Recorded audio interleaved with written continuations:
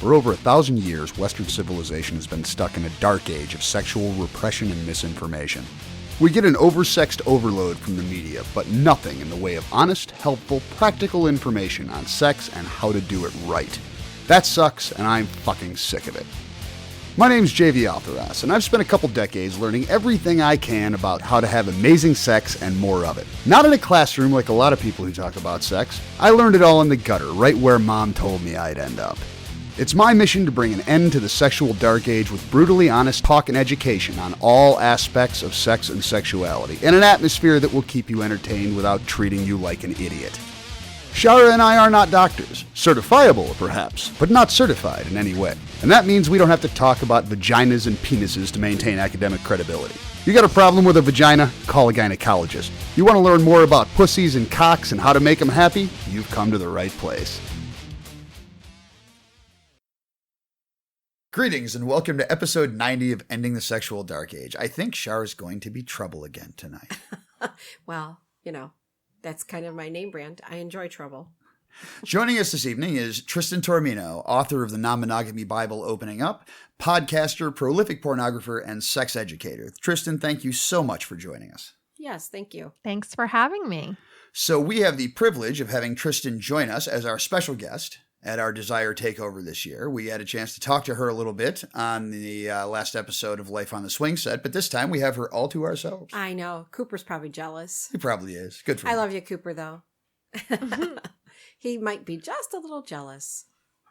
So, Tristan, you mentioned when we were doing the Life on the Swing Set podcast that this was a good time for you to be embarking on a new adventure like this because you had just been really mentally getting yourself back into kind of public play and being more kinky.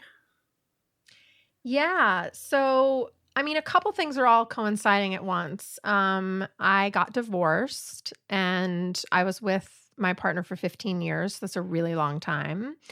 And so I'm still in the sort of swinging from the chandeliers phase of that. Good for you. I'm not embarrassed to say it. I'm still just wild. Because, when one thing ends, you go a little crazy. So that's part of it. And then part of it is also that for years I have not played publicly. So BDSM has always been a part of my sexual life since I was 20. But I stopped playing publicly for many years because it got to a point where I would be at an event, whether I was a presenter or not, but most often I was a presenter, and I would start a scene and, a few minutes in, I would turn around and there would be this huge crowd. And it felt like there was this expectation that I was performing for everyone. And actually, I was just playing in the dungeon like everyone else, and I wanted to have a pretty intimate scene that people could also watch, but not give this huge performance. It just wasn't in me, and it hit me pretty easily. And I was like, I don't want to do this anymore. So I haven't played publicly in quite some time, and I've just gotten back into it. I've kind of found my inner exhibitionist who was sort of sleeping and dormant for a while. And so I'm just really excited to be at an event where there's a lot of public play and there's a lot of watching and being watched. Yeah, and there's actually, we have such an incestuous and diverse tribe. We have poly folks, we have swingers. So we have, starting a couple of years ago, we have some triads that show up.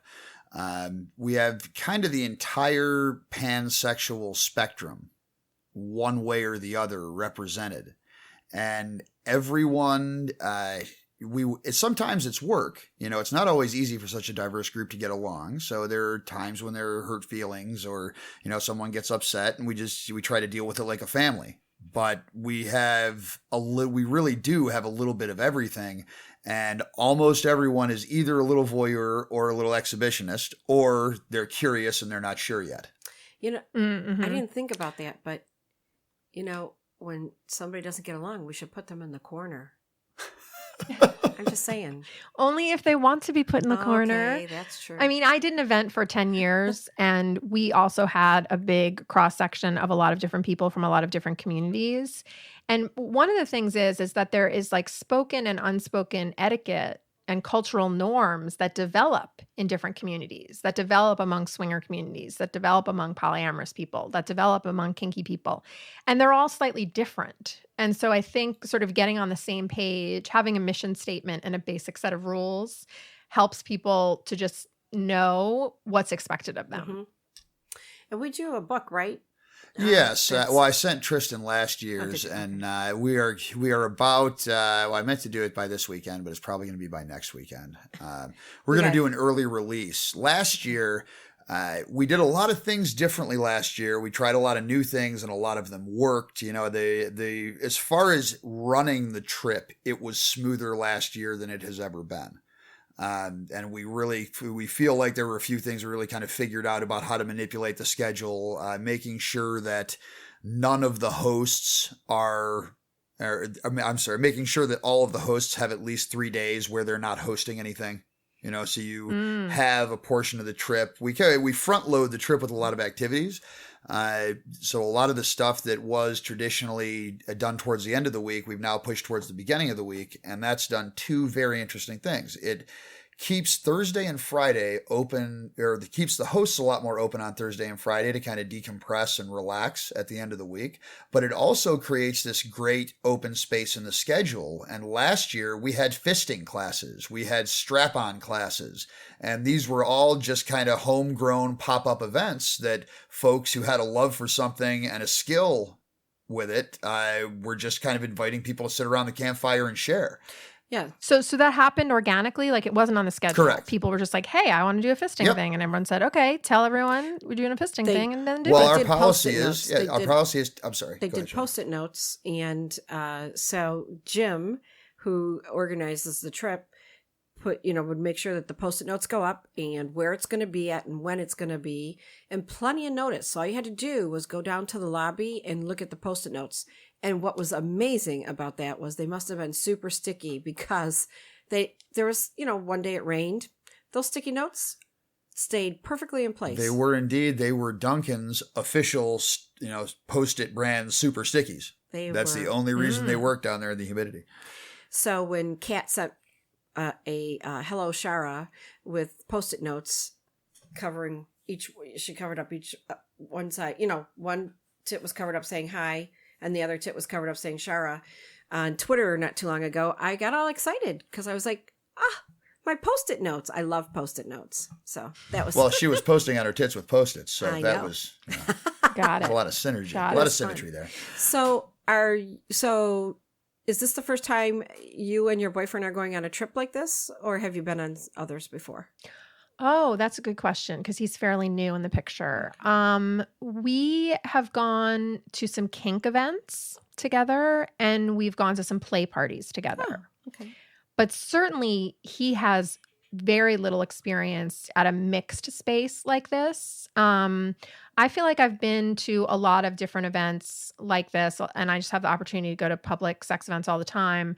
Although I will say that like my past experiences going to swinger events have been with much more traditional swingers, where I find them to be not kinky, not kink friendly, and fairly vanilla. So I was excited to hear all about this dungeon and this kink element when we first talked about the trip, because that really integrates kind of all my things that I like at once. Nice. And for our listeners, are you more dominant, or do you switch, or submissive?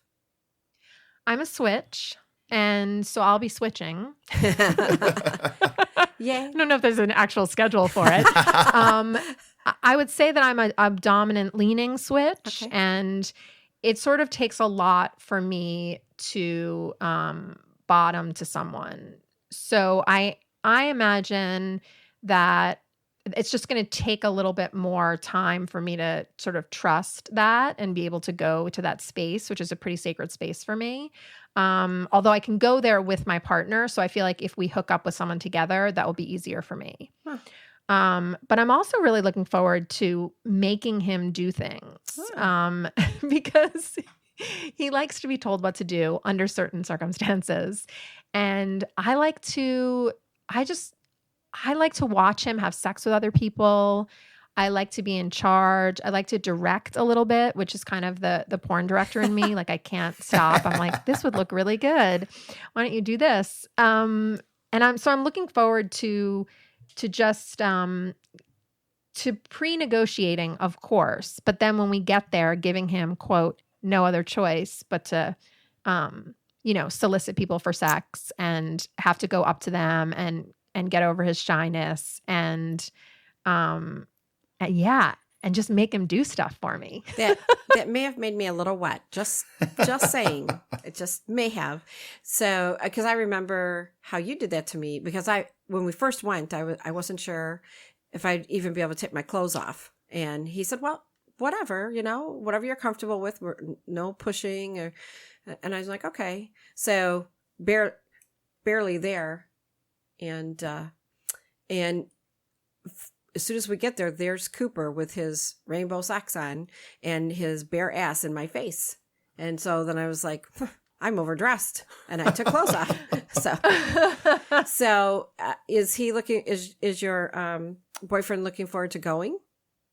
Oh yeah, especially. Oh yeah, and we've kind of been teasing each other about it. I think that's one of the fun things about these trips is that we can talk about it now, we can do it, and then we can talk about it later after it's done. So it's like, it's really not just the week-long thing. It just keeps on giving. And there's been certain instances, like during scenes and sex, where I have threatened what's going to happen to him at desire, or I have said, this is what I want to see you do, or this is what I'm going to make you do. And he's done the same to me. So we've been kind of already teasing each other about the possibilities, which, when it's fantasy, are kind of endless. Mm-hmm.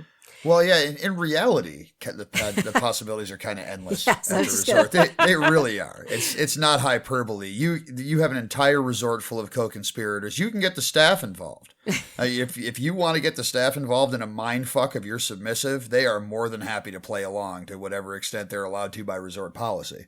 I was just going to say, there's got to be some policy. They're getting more relaxed about the entertainment staff, yes. At least flirting and getting not necessarily playing with guests, but getting a lot friendlier with guests, which is fun. Yes, yes, it is a lot of fun because they're all great. I mean, their staff there is awesome. Well, and they have Robert, who is a goddamn ebony statue and makes the rest of us look terrible. Well, I do enjoy looking at him. Yeah, I'm just gonna say. But I enjoy looking at her too. So, and we have pictures of the entertainment staff with us. So you know what else is like I'm really looking forward to, which really can only happen once, this one time, is most of you will be strangers to us. Yes. Right. Yes. And so that once we get to know each other and if we go back and all that, that's never going to be true again. But certainly indulging in kind of stranger sex fantasies, but doing it knowing that we're all on the same page, we're in community, this is not scary, no one is going to end up, in a ditch. It's a really perfect space to like indulge those stranger fantasies. It's true. It's fun. It's a lot of fun. Yeah. I definitely had my fantasies. Yeah, and we have found that as the group has gotten larger, this will be our 4th year. And the trip has existed for 5 years. It's our 4th. And it's really, there are still people we're getting to know for the first time. It's not that it's cliquey. It's just that in 7 days, there's only so much time to get to know people. And of course, there are so many that you might casually encounter but never have a conversation with. So, we every year we meet people that we've been on the trip with for 2 or 3 years. Yes. And get to know them for the first time. Yes. And I think that one of the things for us that helped us with that is the hot tub hour. Yeah, hot tub happy hour. Hot tub happy hour because... Wait, there's only 1 hour Well, in the hot I tub? said it wrong. No. No, the hot tub is open from, I think, 1:30 in the afternoon until 2 o'clock in the morning. However, this year we're going to get them to leave the heaters on all night long and turn the lights off so we can stargaze up at the hot tub and have people not getting cold. They turn off the heat. They never throw you out, but they turn off the heaters at 3 a.m. But then there is up until 6 a.m. there is pizza in the lobby.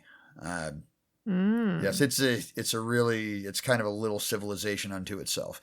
But that's where you really, everybody's friendly, and so you're saying hi to people. So one of the things that I always tell people that are coming for the first time is make sure you hit when the happy hour begins, because then you get to meet the people as they're arriving. Yeah, and we just kind of call it happy hour. It's like 4 p.m. to 6 p.m. Anything we were doing during the day is over, and everyone wants to get, a little wet and sexy before they go to whatever their dinner plans are. A lot of people will make dinner reservations for 4 and have no idea who they're taking, and they figure it out in the hot tub. It's true. It's true. We've done that more than once. Good. Yeah. That's good. Yeah. So, but you just become friends with somebody, and do you have dinner plans? No. Oh, would you like to join us? Sure. Okay. So that's a lot of fun. It's just it's a great time because everybody gets along, and just has a really great and relaxing time. Yeah, we're going to have a little more fun with the public kink this year, too. We're going to do a little more public bondage. Somebody is going to get lashed to the support beam by the hot tub bar, blindfolded, and turning into body shots for everybody. That's already been decided. Is that somebody on here with us? Possibly. We honestly don't know for sure. Okay. Yeah, we have a lot of dominance, and we all work very well together. And a little too well. Yeah. I think I may have mentioned that we went to dinner one night with Ginger and Prof, and I was totally amazed because JV and Prof together are very dangerous for Ginger and I. But then when she shows her dominant side, it becomes more dangerous. Okay, I know, and exciting for me at the same time. And so anyway, we went to dinner with them one night, and she was being very submissive to Prof, but she had to go to the bathroom. So she got up, and she started talking to this other couple, and she became very dominant with him, went to the restroom, came back, talked to them for a few more minutes, very dominant, and then she sat down and became very submissive to Prof. And I'm like, how do you do that? Just switch that, just switch it over like that. And she's like, oh, well, I'm always submissive to Prof. And I'm like, yeah, still, I could not do that. That's like amazing to me. Amazing. I mean, I think it's almost like a muscle that you have to exercise, and it's a skill that you have to practice.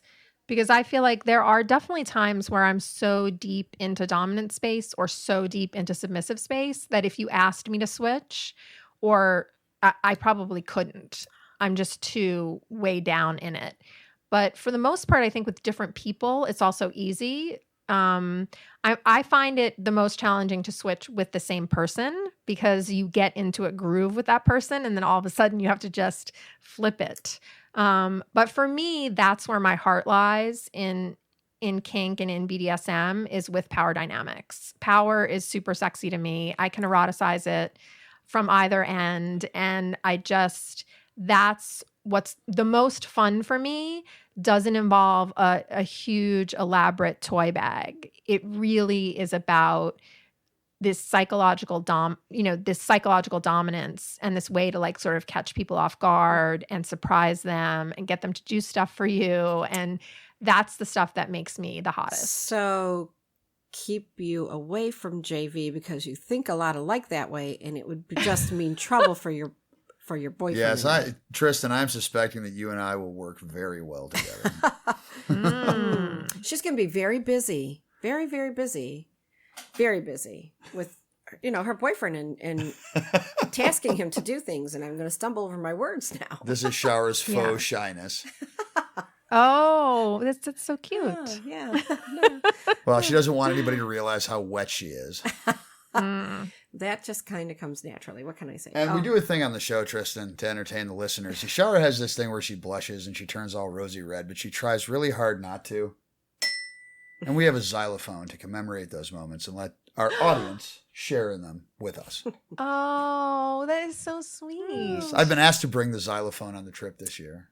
You know, Oh, I think that is a very bad idea because it could get damaged in travel. Oh no, it's pretty sturdy. It's a Fisher Price xylophone. I mean, it's designed for a 3-year-old. So Fisher Price will listen, love it. bubble wrap will crate. We'll just cradle it and let it go anywhere. I'll take it to the office and bubble wrap it. yeah, sure, you'll take it to the office. Yeah. Oh, I lost it. No, it'll stay right here. Office manager, please take care of this while we're gone. At Tristan, last year we had we did a group dinner with the other couples who assisted us DMing on Dungeon Night. I was just going to tell this story. Yeah, we wanted to have a night where we could just hang out, have dinner, and then go have a small play party and just kind of relax and get in a groove for the rest of the trip. Funniest night ever. Yeah, it was 5 couples. And I have never seen 5 submissives so quiet and so quick to deflect the attention from themselves. The dominant energy at the table was palpable, and we were all feeding off of each other, and it was all just running like a well-oiled machine. And the submissives, anytime we focused on them for any reason, all they could do was try to shift the attention to someone else. It was like they were playing Pong. It was hilarious. Drive that bus. Drive that bus. Throw me under that bus. Go right ahead. That's what we were doing. But yes, I brought out the xylophone app on my phone, and every one of the girls got her own note. Oh, isn't that special? Oh. So special. So was it Sexy Pixie or Mrs. Duncan that really tried to hide in the background? Oh, Sexy Pixie. She flew way under the radar. It was her, wasn't it? Way under the radar. Yeah. Oh, yeah. How do you fly under the radar at an event where people are totally naked and everyone is turned on? And how do you fly under the radar? I mean, naked becomes normal. Okay. Have you Right, done a lot of clothing optional travel, or is that something that's new I for have, you? yes. Okay. Yeah. Yeah. So once it becomes normal, it's just you could be dressed and you're sitting around having the same conversation in the same casual space. So yeah, it was really more about her doing better at remaining silent and kind of leaning back and don't notice me. Yeah. Don't see me sitting here. And let's just hope that the dominants keep talking and pick another submissive to pick on instead of me. She was good at now mind you, all the dominants noticed too, and we got to her later. I mean, it wasn't Okay, it wasn't any kind of long-term victory. Listen to Tristan. Good. But yeah, she did win that round. Yes, that she round did. at dinner that night. She did. won the round. And then Mrs. Duncan was another one. She kept on almost like an oh shucks, don't see me. And then we went to our she's so suite to cute. play, and the violet wand came out. Oh, yes, violet wand. That was interesting. 'Cause that was the second time but that was the first time that I was really played with the violet wand for so long. By somebody who knew how to use it too. Yes. But there was this funny part where Duncan and Swinger Doc. Duncan was using the violet wand with the body pad, and that was with Sexy Pixie, right? Because it was his wife. Yes. So yes, here is Swinger Doc at the end of the bed, and they're. So you finish it because it was. Yeah. So are you familiar with the way the body pads work on a wand? Yes. All right. So he was Duncan was playing with Sexy Pixie, and for whatever reason, for a second, he forgot he was electrified. And he just went to tap Swinger Doc on the shoulder and about knocked him out of his shoes. And Swinger Doc goes, "Hey, we're on the same team fuck, here." Man, we're on the same team. Oh my God. It was so funny. It was like... It was an easy mistake. Oh, absolutely. It was just an funny. absent-minded moment, but I happened to be standing. I had a great view. I mean, it was right in front of me, and he jumped back 2 feet probably. It was funny. So, what are you looking forward to the most, Tristan, for the trip? What am I looking forward to the most? I mean, I definitely I mean, I feel like my boyfriend is super adventurous and hasn't had the luxury to be in as many public sex spaces as I have.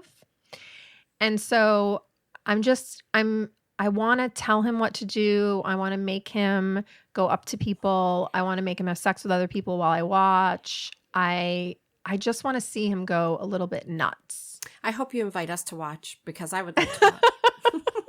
Yes, you are coming to the right show, Tristan. You are coming for the right show.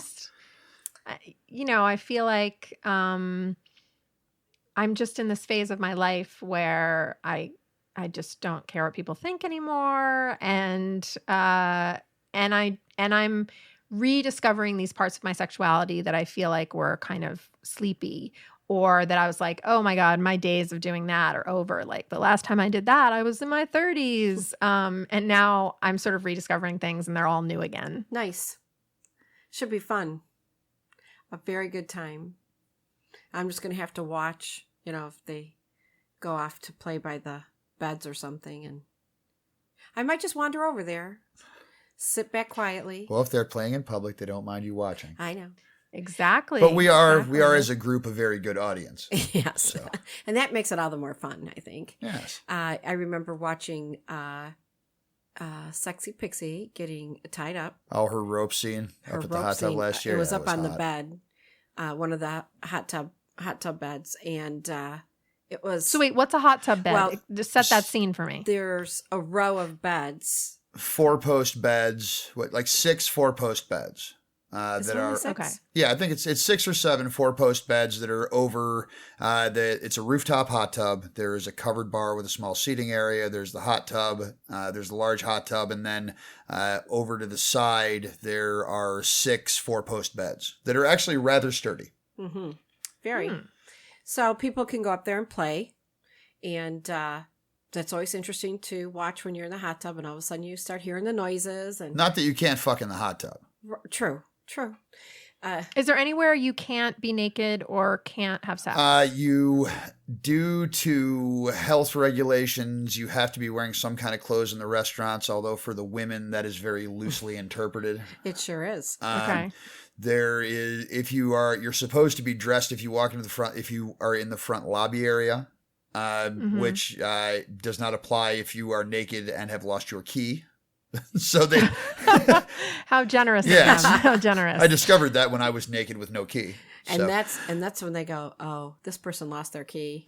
I'm sure of that. But yeah, so I mean, otherwise it is. I have this great belt that I'm going to bring that just holds like a key and like a condom. Nice. And it has a little pocket. Yeah, that'll be really good. Oh, I can't wait to so see there's that. other than that, it is wear what you want. Well, it used to Right. be you couldn't have sex on the beach beds. True, but now Mexican laws changed. Now you can fuck on the beach. Which was the one taboo just because of Mexican law. If you were within sight of the, if someone on a boat could see you, if you were in eye line of someone out on the water, right. So you couldn't fuck out on the beach, even at night. It was prohibited. But apparently, this is the first time that's not prohibited anymore. So we'll see how that turns out. That's going to make Cece's job much more exciting for her. Yes, it is. She's going to get to see a lot more. But yeah, other than that, the entire resort is clothing optional, and like there's a buffet restaurant by the pool that is open for lunch, and you have to be wearing something. But if a woman is wearing a thong and a fishnet cover up, that's enough. Nobody really worries about it much. So no, I like the rule of clothes around food. I do too. I'm totally down with that. I agree. Let's all get together and let's wear clothes at the buffet. All of us. Yeah, let's wear clothes when we're going to eat. Yeah, sure. Well, I also like sexy, dressing up, and so that's also fun. So Yeah, so typically like you're naked or mostly naked all day, and then you go to the hot tub for hot tub happy hour and you're naked there. And then you go shower and put on real clothes for dinner. And then if you're doing a theme night, some people get into their theme outfit before dinner, which is always acceptable in the restaurants. And that's the theme outfits are really the exception to the dress codes in general. So if it's an outfit or a costume, pretty much anything goes as long as the sexy bits are covered. Right. And or people go and change into their theme stuff. and then they go either, go to the disco or hang out in the lobby for whatever theme festivities are going on. And then people end up back up at the hot tub. Many of us end up back up at the hot tub around midnight or so for a couple more hours. At least. Yep. When do we sleep? Oh, well, sorry. On the beds. Yeah. No, when? We have a business to run. So we have to have a phone meeting with our shop on work days at about 7:00 in the morning, which is just thrilling. But we try to get it out of the way early. What we end up doing is sleeping about 3 hours at night and then beach naps. Mm-hmm. Okay. So sleep for 3 hours on the beach bed or take an afternoon nap. So yeah, you should get at least 6 hours. Actually, a lot of the really fun stuff She's happens laughing. between the hours of midnight and 3. So, Mm-hmm. And actually, we got better this year, and we ended up going to the beach bed a little bit earlier. yeah. And then taking a nap like as early as 10 o'clock in the morning, because there's not a whole lot going on at that point. People are, Right. getting up Usually and- if we have scheduled events and stuff, they're typically starting around lunchtime. Mhm. So we'll get up and, take care of our call to work and whatever else we've got to do for work. Well, we have our And breakfast. then, we'll have, have Sex. breakfast and then be over at the beach by like 9 o'clock. You forgot the sex part. We do that. Oh yeah. Well, yeah. Morning sex. Gotta yeah. have your morning sex. I'm sorry. That was assumed, I thought. Um, I was assuming. Okay. I want to But make yeah, clear so I that's get my morning and that's sex. kind of our groove. So we'll try to catch a couple hours of sleep on the beach, and so we get about 5 hours a night most times. But it's amazing because I really don't sleep a lot. So I'm up by 4:00 in the morning during a regular, even on the weekend. I'm up early. During your regular life? Yes, Yeah. during my regular life. Wow. So I'm up by 4, and I usually don't go to bed much before midnight. So I really do not get a lot of sleep. So I'm going to have to work on that, though, because they say that sleep is very important. That's true. Well, and we typically recommend to everybody, Tristan, that they give themselves permission to play their party pooper card one night Mhm. and go to bed early and get an actual night's sleep. A lot of people will start to feel the burn around Wednesday. And, So I think I should give a spoiler alert to people that I am actually not a night person. okay. I do my best work in the day. So if people are interested in me, I would ask me on the early side. Okay. If someone comes to me at like 2 a.m., I'm really going to have to weigh the options of being super fucking tired or doing it. I'm making But I notes. feel like if people approach me early, I'm making they're notes. much more likely, to pique my interest. So if you see me like running down the cement, running past very fast, and then all of a sudden I stop and there's somebody that's between, say, you and I might say, excuse me, I need to talk to her. And it's only 10 a.m., so I'm going to just pull her aside real Yeah, quick. this 10 a.m. thing, that's like the magic hour. I love that idea. So maybe I have all my wits about me. I'm really, Well, there's a lot I'm to be working said at for the late 100%. morning quickie. There really is. I mean, I might just say, Yeah. would you two like to join us on our bed to take a little nap? And then who knows what'll happen now that you could have sex on the beach, because we couldn't do that before. That's true. This will be our first trip that you could do that. Yep. So who knows? You might tie me up. Who knows? Who knows? I might. I'm a lazy dominant, so I'm not very good with rope. Well, it's not that you're not good with it. You're learning because it's not something that you really knew I Well, enjoyed. true. It's probably more accurate to say. I mean, I'll be good at it once I learn how to do it, but I have just never gotten around to it because You love the floggings. Yeah, I'll reach for the cuffs and the bondage tape, and my first love is impact play. I know. And I like that.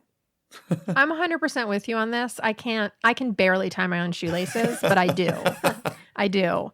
And so I am all about the cuffs. I've got cuffs galore. It's like they invented the cuffs. Why do I have to do the rope? Right.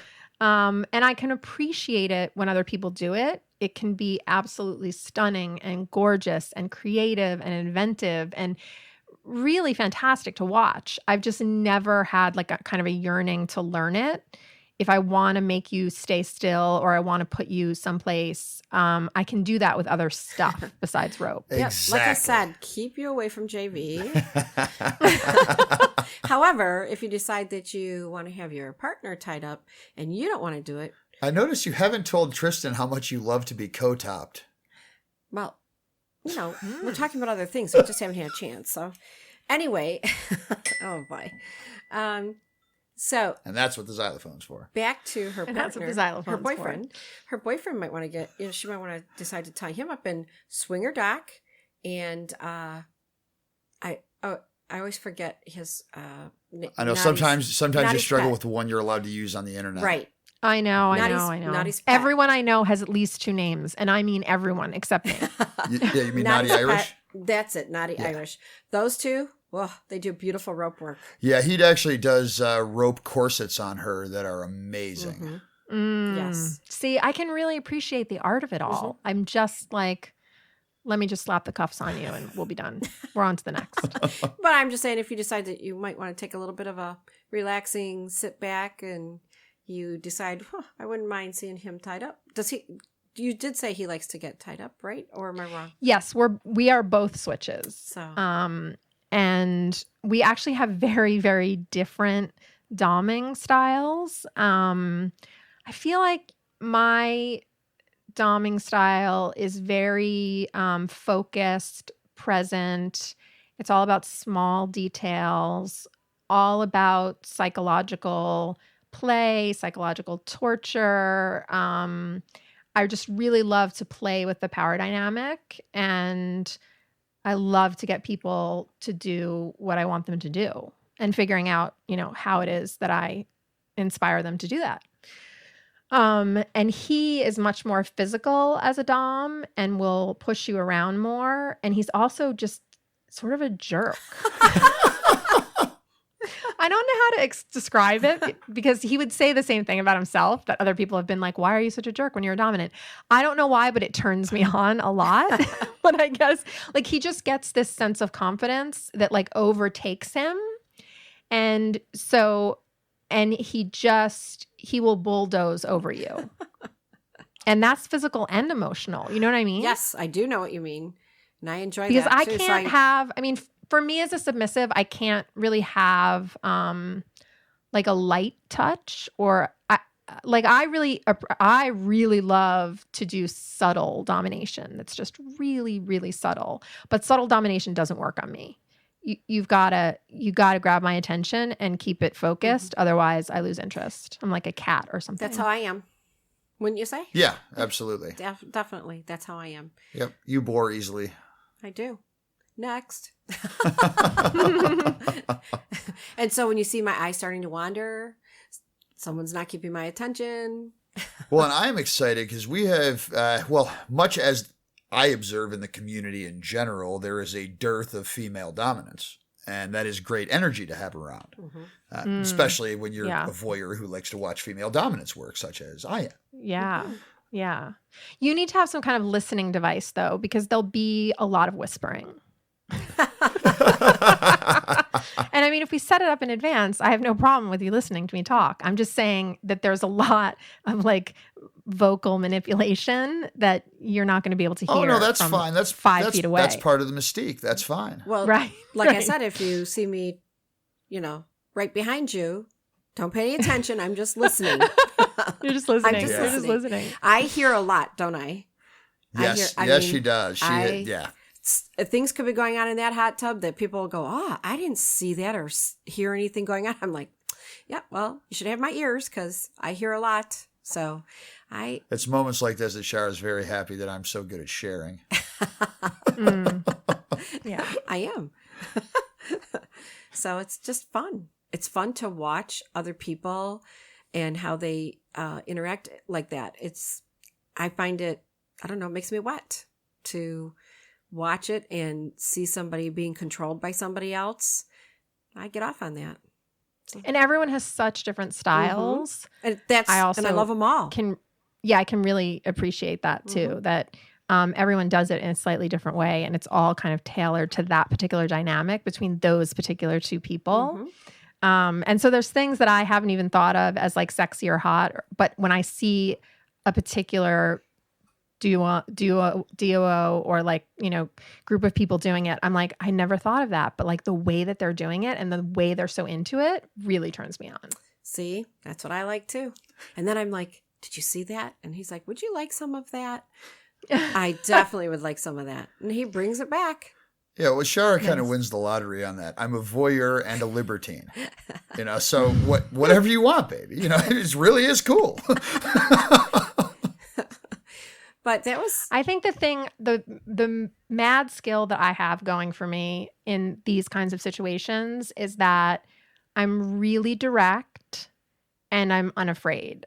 So I will put myself out there as many times as I want to put myself out there. I will graciously accept no. And I'll also tell you exactly what I mean. I'm not going to play games with anyone. Like, first of all, it's a week, so we don't really have like a time Right. for a game. let's cut through Unless the the chase. unless I've made the rules and it's my game, and then I'll play the game with you. You'll play my game. But I just feel like there's something to being, I've always just been really direct, and people are constantly in awe of, me coming on to just random strangers when they're with me. And I'm like, listen, if this is going to happen, like I kind of have to ask this guy now because he just dropped our check and we're going to leave the restaurant. So why not just do it now? Yes. So I feel like I have that going for me, that I can just be there and not be ambivalent, say what I mean. I'm just a really clear communicator, and I really appreciate clear communication. And I do not need you to sugarcoat things for me, people. I don't. just be upfront and Just- honest and get right just to the be point. upfront. However, Yeah. you did just make me think about, wow, wouldn't it be kind of cool to start a game with somebody when you first get there and tease them all the way, and they have no idea that at the end there's going to be sex. They have no idea because you're going to taunt and tease Sure, them. week-long tease. Yeah, you could You pull know? that off. Wouldn't that Although be it fun? might be difficult at desire simply because there are so many options. I mean, a week-long tease, you may lose somebody's interest. Not if you're good at what you do. Exactly. See, I'm with her on that. No, I'm not saying it couldn't be done. I'm just saying it would be work. Right. That's all. Yeah. But it'd be fun Sure. because it's something that, you're teasing that person and you're going, I'm just going to dangle this right here. And I'm going to dangle it a little more on Tuesday and a little bit more on Wednesday. And they're going to really want me on Thursday, but I'm going to make them wait till Friday. Could be fun. Well, the anticipation is, first of all, is super, super sexy. Mhm. It's like porn. I mean, part of what I think sometimes doesn't work for people with porn is that when you turn it on, you know how it's going to end, right? Right. There is no suspense. We know they're eventually going to have sex. So how do we make it exciting to see that happen before it happens? And so, yeah, I think like a build-up or sort of anticipation is really fun. I did this scene recently, not with my boyfriend, but with my girl at the Eagle in LA. And when we got there, I made them order drinks for both of us and then also a separate cup of ice. And then they had to carry this cup of ice around and had no idea what it was or why they had it. And I would, sometimes they would guess and I would say, no, that's not it. Other people would ask them about the cup of ice and they were like, what is going to happen with this cup of ice? Like, am I going to eat the ice? Is the ice going to be run over my body? Is the ice going to be poured down my pants? Like, what's happening with the ice? and I wouldn't tell them. And we just went through this. And when the ice was about half melted, I brought them in the other room and I brought out an oldie but goodie toy that I haven't used in a while, which is, there's this great ball gag that I got at the stock room, which has different attachments. And this one, you put the ball gag in, and then the attachment I had was like the little tiny silver tray. Nice. For holding something. I have a visual. Okay. So I got the cup of water and ice, and I made them hold it on the tray, and then I would take it off, and then I would put it back on, take it off. So very short periods of time, because I didn't want them to drop it. That sort of wasn't the point. But they were super titillated and turned on and sort of freaked out. And actually, it's hard to do. I mean, it's almost like you have to have this certain kind of posture with your neck slightly arched in order to hold it steady. And then I taunted them and teased them, and people were watching. And I was like, if you drop it, you're going to embarrass me, and on like that. And then I had them tell me just by a show of fingers how long they thought they could hold it for continuously. And I think they said 2 minutes. So I put 2 minutes on the clock and I was counting down all the while, sort of like playing with them, have my hand between their legs, trying to sort of distract them from the task at hand. But then they made it through the 2 minutes, and that was good. And they got rewarded.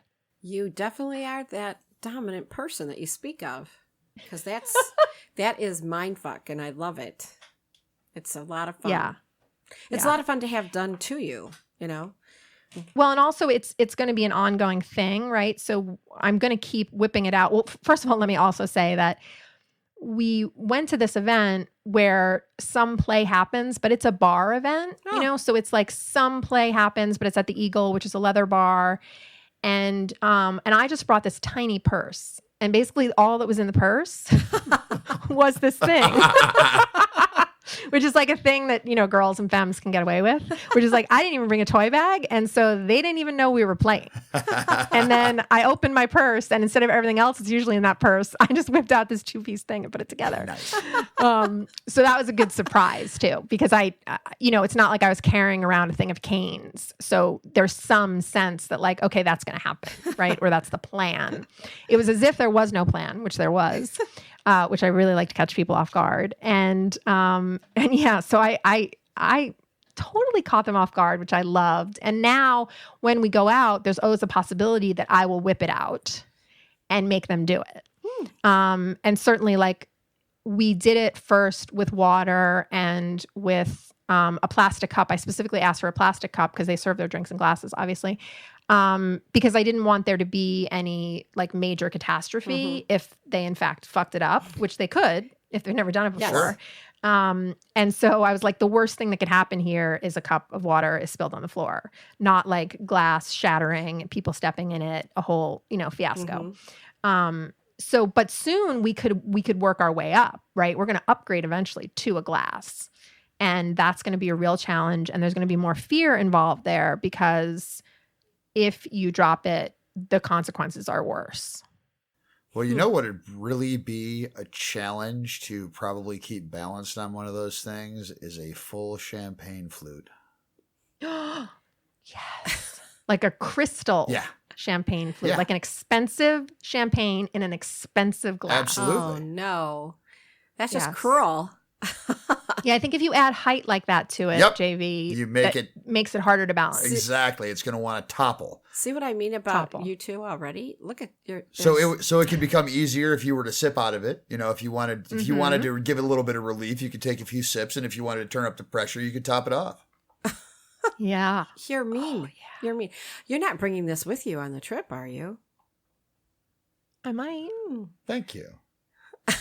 I meant for her boyfriend. Oh, I'm sorry. I was doing something else mentally. Sorry. I just thought it would kind of be interesting to watch. No, my boyfriend has TMJ, and so he can't do anything that involves his mouth like that in a serious way. No ball gags for him, but I could use it on someone else. I see. Interesting. Yeah. And I've pushed it with the TMJ, let me just say. There has been an extended blowjob scene that went on forever, and he was in pain for a month. Oh, no. And he was at the chiropractor every week because of that. So I have to rethink some of the physical limitations of his mouth.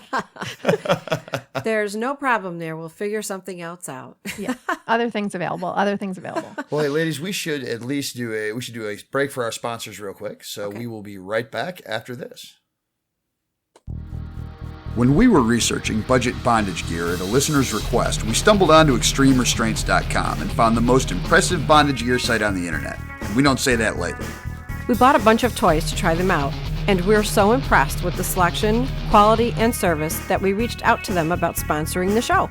From basic whips to top-notch floggers, from beginner cuffs to shackles and cages, from nipple clamps to fucking machines, from budget to bad fucking ass. ExtremeRestraints.com has put together an immense catalog of kinky gear that we honestly believe is second to none on the internet. And not only do they offer a free gift and 99-cent toys for new customers, plain brown wrapper shipping, and free shipping on orders over $119, they'll give you 10% off if you enter the promo code ESDA at checkout. And that's not 10% off on your first order. It's 10% off every order, forever, as long as you enter the code. Because they're awesome and they support this show.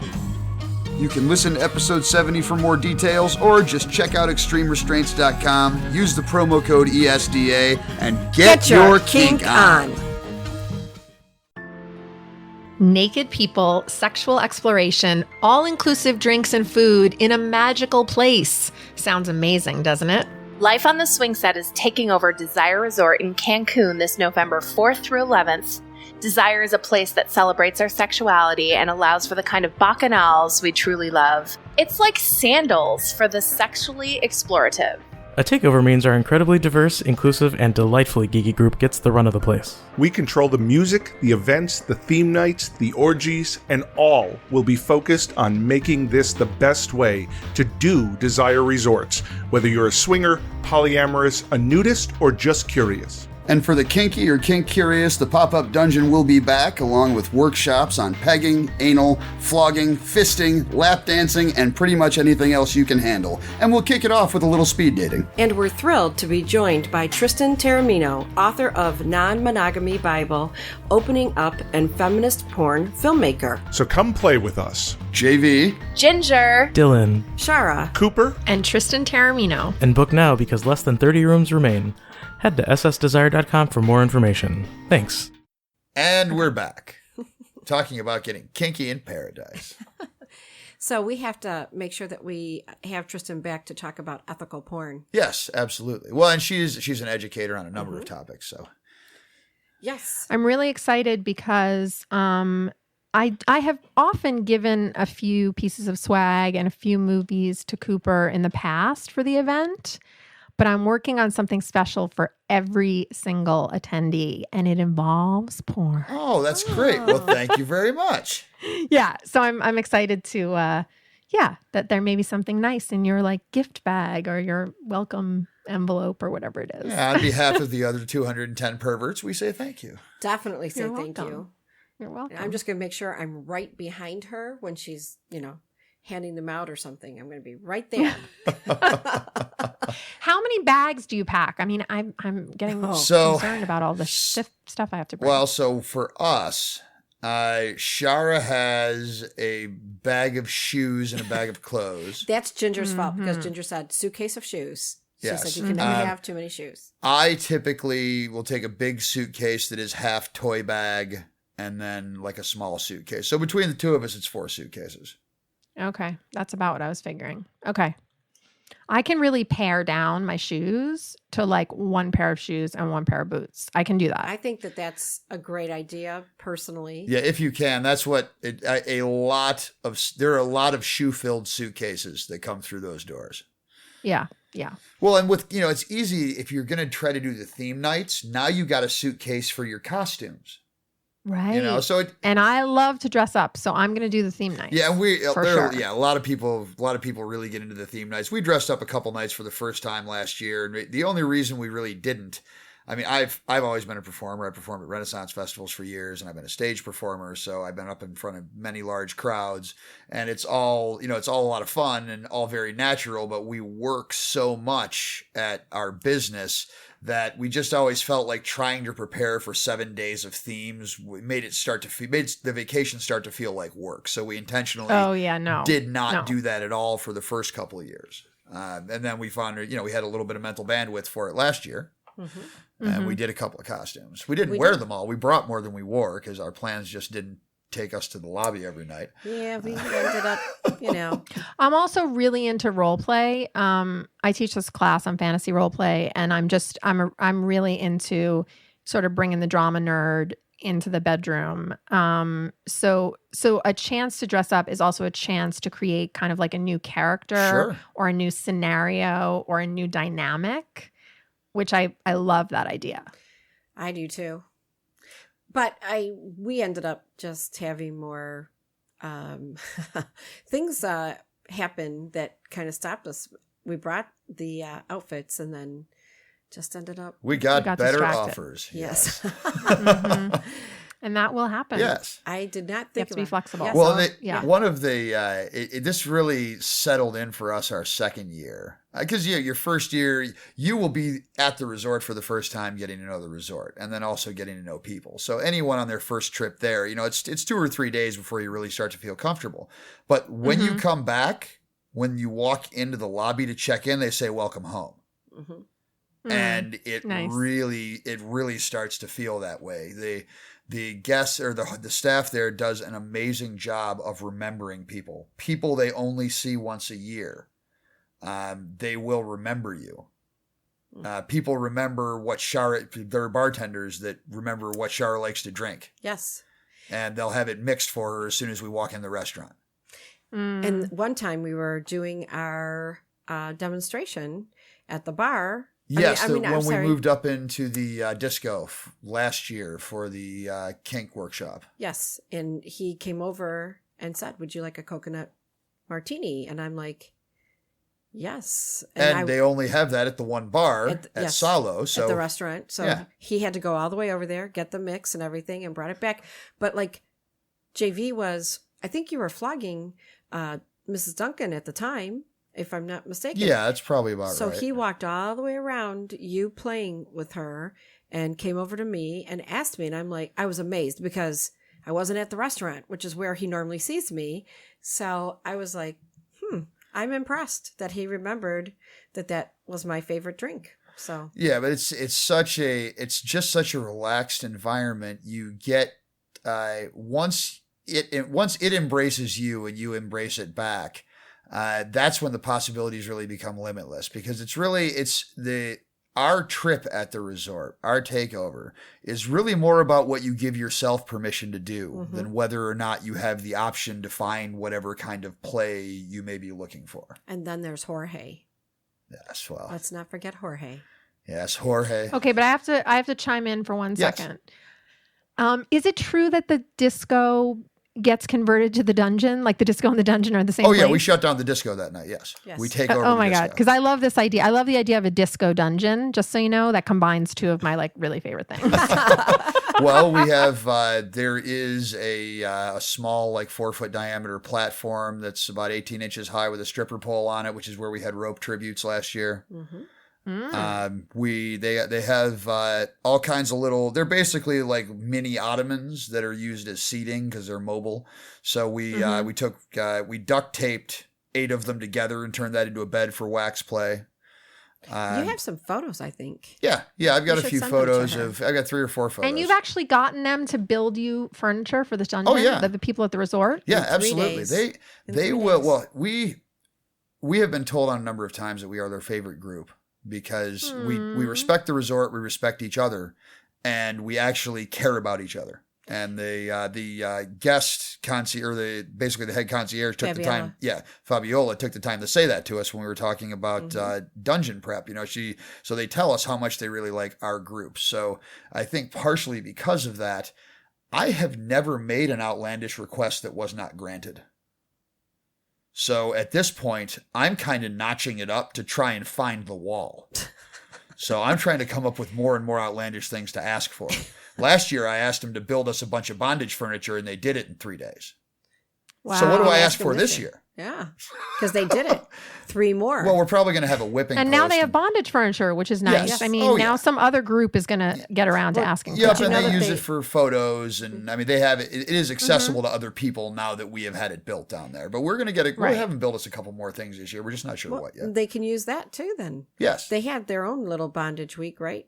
Yes. Yeah, they had January. After they saw our dungeon, they scheduled a bondage theme week, but I have not gotten a whole lot of feedback as to, we don't personally know anyone who was there, and I haven't really been able to get any feedback from the resort as to how all that went. Well, I'll be going in and seeing Fabiola when we get there. Well, they need us to run their bondage week. That's their problem. They do. Of course. So, do you have the clothing that you want to take, since it's clothing optional, like for your dinners and that already kind of planned out, or, too soon yet? Because it's not far away. It's coming up fast. Under 100 days. I know. I mean, I have some ideas about it. The shoes are going to be the trickiest thing to pare down, because I'm also someone who, I know that I'm not the only person, but I have a whole collection of bed shoes, which are shoes that are so high that I can't walk in them. Yes. And in some cases, I can barely stand in them, but they're super sexy as hell, and I only wear them in bed. So, And that if I like brought all my bed shoes, that would be ridiculous, right? but you can bring a pair that's your favorite. Yeah, we have a them few by the friends who bed. would be most appreciative of you wearing some of your bed shoes on one of the hot tub beds for them to see. Yes. See, that's the other thing too is, when my boyfriend is my boy, I could just make him carry them around everywhere. Exactly. And then when I want to put them on, I sit down, I put them on. Then when I want to stand up, he takes them off, he puts the other shoes on. He'll come in handy with that. Do you ever make him put them on? You? Oh, all the time. Love it. All the time. I love it. And he loves shoes and he loves feet. And I love my feet too. And I love my feet worshipped. So we're totally on the same page on that. Well, that's good. Yeah, Shara broke her foot a couple of years ago and got to have me as a valet for about 6 weeks. The cast and the shoes and everything else. She milked that a little bit. She doesn't know I realized she milked it. I don't know what you're talking about. Look at it. One time we went out to eat and I even had you park way over in the back so that your Challenger didn't get messed up or anything. And then Yeah, it was my Charger at the time. Yeah, so that's right. This is her first time ever on crutches. And she's got a broken foot. So we had literally just come from her getting the crutches, and we stopped at breakfast at this restaurant that we go to, periodically. And I wanted to drop her off at the door, and she said, "No, go park where you normally park. I got to force myself to learn these crutches." And she was horrible on the crutches. was. No, they're no joke, by the way, because I was on crutches when I was in my 20s, and I was like, doop, doop, doop, doop, doop, doop, doop.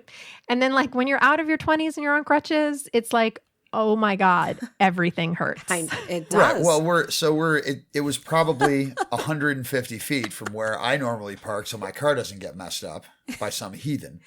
And so it is in a strip mall, and it's all windows across the front. So here she is, hobbling past these windows. The entire restaurant is looking at me like I am the biggest asshole there ever was. Like I made her walk. They don't know she asked for it. And this lady, I made an announcement when we got inside. You did not. We sit down and this couple's getting ready to leave, and it's, an older couple, and she comes up to me and she said, "Aren't they terrible? I had to have crutches once." I was waiting for her to give him a dirty look. I said, "I know." She said, "It gets easier." Yep, you bet it does, because I'm going straight to the medical store. Yeah, we left there and we went to the medical supply place and rented you one of those scooters. Yep. As soon as we left. I was just going to say, yeah, scooter is next. Yeah. Or the knee thing, the thing where you fold your knee down and there's like wheels. Yes, that's what Yeah, that's what she was using. Yes, yeah. No, oh my God, so much easier. People still couldn't stop me at the business either. Well, that was the one time with the crutches. Well, obviously this isn't going to work, so plan B. I'm telling you, that was a trip. But JV loved the fact that, it was helpful for baggage and the flight. And she's got chronic foot problems when we're flying into Cancun. You're so bad. You're so bad.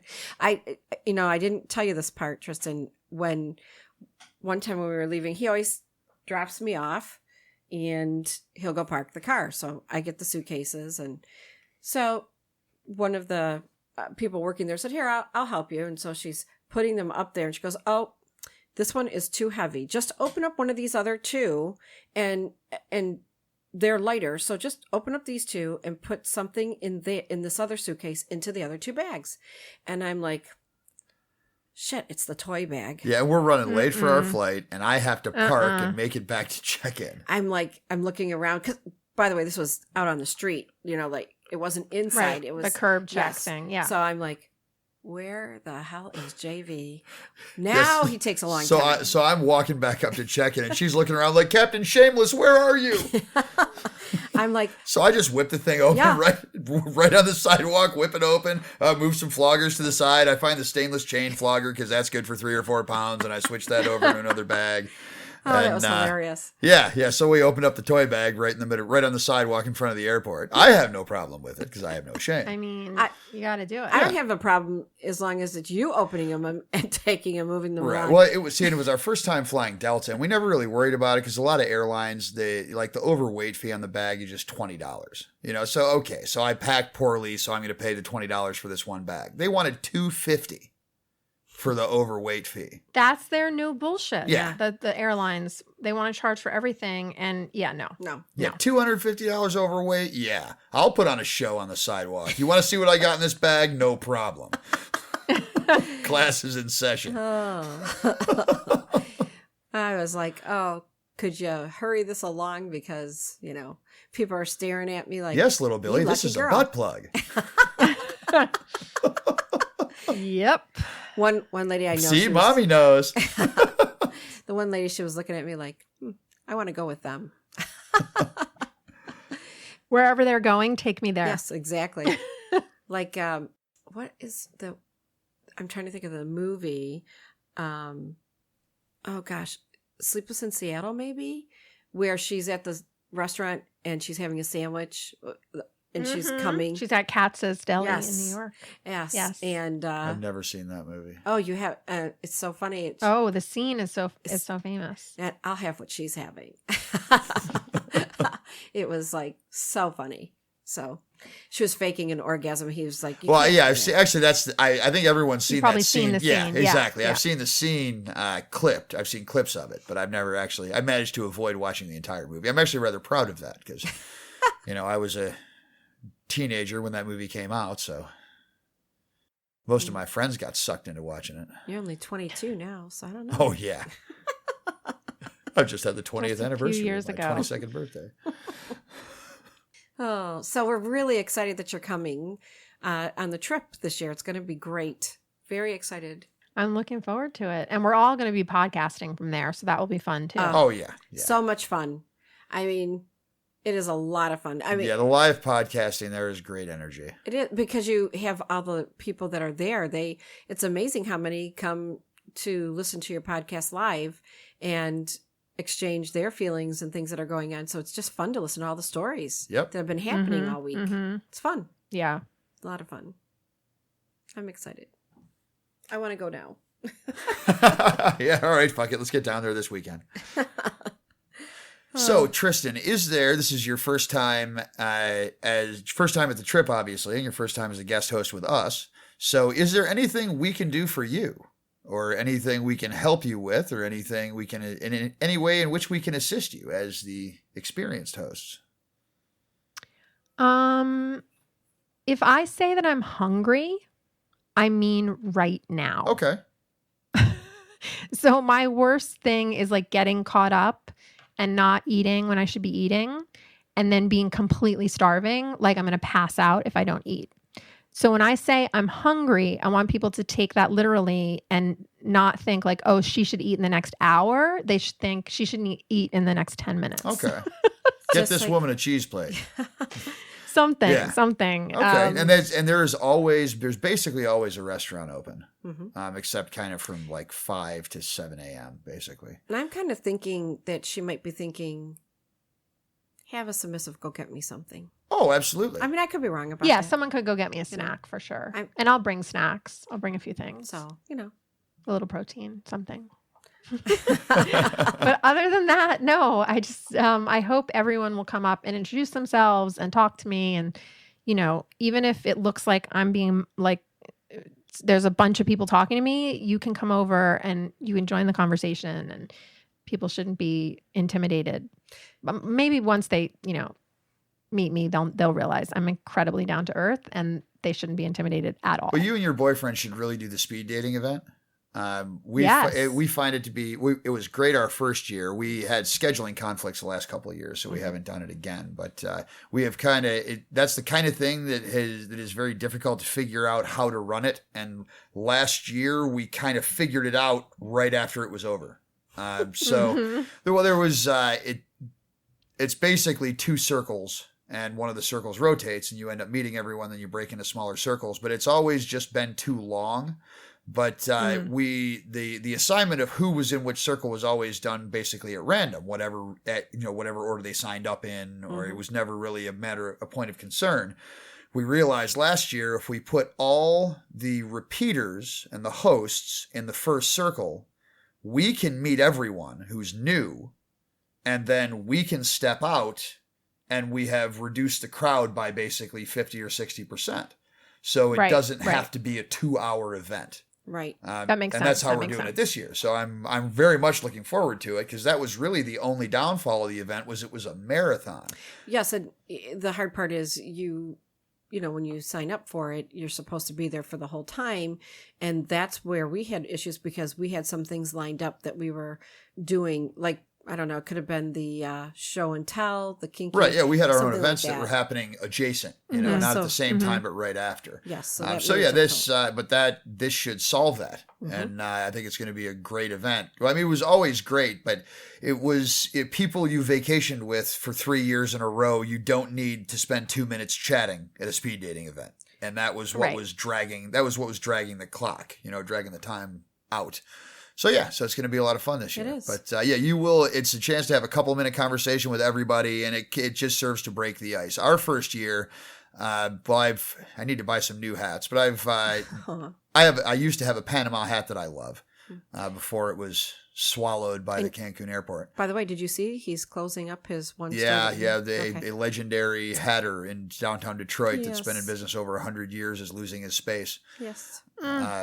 But I bought my hats at his one of his other locations in the suburbs. But so I have very successfully used hat signs. Like the old timey reporters with the press and their hat band. Yes, I use index cards as billboards, and it started a lot of interesting conversations. So our first time at speed dating, I put a sign in my hat that said, "Shara's feeling shy. She needs a kiss." And she sucked face with half the people at speed dating. Nice. Best note ever. Yes. So little stuff like that. Yes. Or last year, I lost the hat on the way home last year, so I should probably go get another one. You also lost the hat case. Yes, I lost both my hats. Yes. Very nice. But blackouts at the Cancun airport, and that was a mess getting out of Cancun last year. Yes, so there was a blackout, and so we kept running into people from the trip. So people's flights were delayed. Yeah, we had a reunion. Yeah, so it was like, got to see everybody again. So we actually set up swing set base camp by one of the gates. We had like 20 of us. It was funny. However, while the socializing was going on, the issue was we forgot your hat case. Yeah, one of the many stops that got left behind. So, yes. So that has always worked out very well. Last year I started with the service top is in. That's a great service top on duty, service top off duty. So we need to bring this episode to a close, but Tristan, thank you so much for joining us. It's been a blast getting to know you better and talking about all things kinky. It has. Yeah. It was great having, to be on Life with the Swing Set with her, but there was so much conversation going on. This was nice to be able to have this time alone with you, as they would say. Yes, and for those of our listeners who may not already know you, you want to take a second to tell us about your podcast? My show is called Sex Out Loud. I've been doing it for about 5 years. It's on the Voice America Network, so it actually does run live and then becomes a podcast. And you can find out all about it at sexoutloudradio.com. Nice. Excellent. Well, again, thanks so much, and we look forward to podcasting with you again and partying naked with you in November if we don't podcast again first. Yay! Well, just don't forget, we have ethical porn to do. That's right. Well, we have to get you back on soon to cover the topic we originally planned to do today before we had fun talking about kinky sex. Well, I'll have to watch the time better. And that brings this episode to a close. So that was a lot of fun. It was a lot of fun. I really want to go get on a plane right now. That's the only crappy thing about talking about the resort. I know. Well, let's go. Let's just go. I wish. Yes, we have too many customers who need important things this weekend. So yes, everyone, thank you as always for joining us. It's been a blast. We're still very happy to be podcasting regularly, monthly at least, but we are doing better to be on more often. We are. And we're having a lot of fun. We're playing more and making time for playing more, which is always a great thing. That's leading to more podcasting and more sex and more of all the good things in life that you should reward yourself with for working hard. Absolutely. Yeah, so feel free to reach out to us on our Facebook page for Ending the Sexual Dark Age. We are both available on Twitter. I am at JVAlterash. She is at JVS_Shara. And the show's fledgling Twitter feed is at ESDA Podcast. We decided to finally give it its own Twitter account. Yay. So we're still trying to get in the habit of using that Twitter account more, but it is there and we post stuff to it. And there's a lot of stuff we post to it first or before sharing it ourselves, or we post it only there. But yes, the show's all grown up now and has its very own Twitter feed, as Dylan said. See how special it is? Yeah, so we look forward to hopefully entertaining you again next time. And until then, this is JV and Shara reminding you that sex is one of the greatest things in life, but there is always room for better. Always.